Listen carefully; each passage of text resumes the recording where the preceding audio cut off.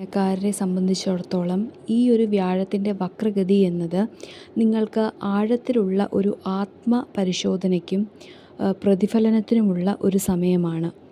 മിഥുനം രാശിക്കാർ നിങ്ങളുടെ ബുദ്ധി, അതുപോലെ യുക്തിപരമായ ചിന്ത, ആശയവിനിമയത്തിനുള്ള കഴിവുകൾ എന്നിവ ഉള്ളവരാണ്.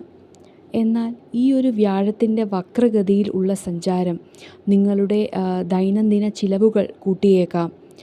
ആ ചിലവുകളും ഒപ്പം ബില്ലുകളും ഒക്കെ ശ്രദ്ധിക്കുക. നിങ്ങളുടെ ഉറക്കത്തിൻ്റെ രീതികളും മാറിയേക്കാം. ഉറക്കത്തിനുള്ള ഒരു സമയക്രമം ചിട്ടപ്പെടുത്തുക.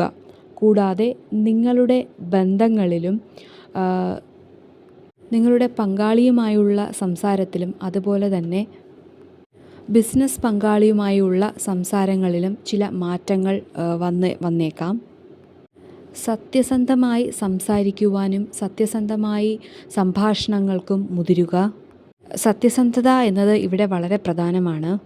അതുപോലെ തന്നെ നിങ്ങളുടെ ജോലി സ്ഥലത്തും ചില ബുദ്ധിമുട്ടുകൾ ഉണ്ടായേക്കാം. ഒരു കാലയളവിൽ കൂടുതലും ആഡംബരമായ വശങ്ങൾ ഒഴിവാക്കുക. കഴിയുന്നതും മെറ്റീരിയലിസ്റ്റിക് ആയിട്ടുള്ള, അതായത് ഭൗതികവും ആത്മീയവുമായ സ്പിരിച്വലുമായ വശങ്ങൾ ബാലൻസ് ആക്കിക്കൊണ്ട്, ഒരു സന്തുലിതമാക്കിക്കൊണ്ട് മുന്നോട്ട് പോകുക, അല്ലെങ്കിൽ അതിനായി പരിശീലിക്കുക. നിങ്ങൾ കൂടുതൽ ആഡംബരങ്ങൾ ഇഷ്ടപ്പെടുന്നവരാണെങ്കിൽ അതിൽ കൂടുതൽ ആസൂത്രണം കൊണ്ടുവരിക. ഒരു ബഡ്ജറ്റ് തയ്യാറാക്കുന്നത് നന്നായിരിക്കും. റെമഡി എന്നത് കഴിയുന്നതും ആഡംബരങ്ങൾ ഒഴിവാക്കുക. വിലപിടിപ്പുള്ള വസ്തുക്കൾ, അതായത് സർപ്രൈസ് ഗിഫ്റ്റുകൾ കഴിയുന്നതും കൊടുക്കുന്നത് ഒഴിവാക്കുക. പകരം ആശുപത്രികളിലേക്ക് സംഭാവനകൾ നൽകുക. രാത്രിയിൽ ശാന്തമായ സംഗീതം ആസ്വദിച്ച് ഉറങ്ങുക.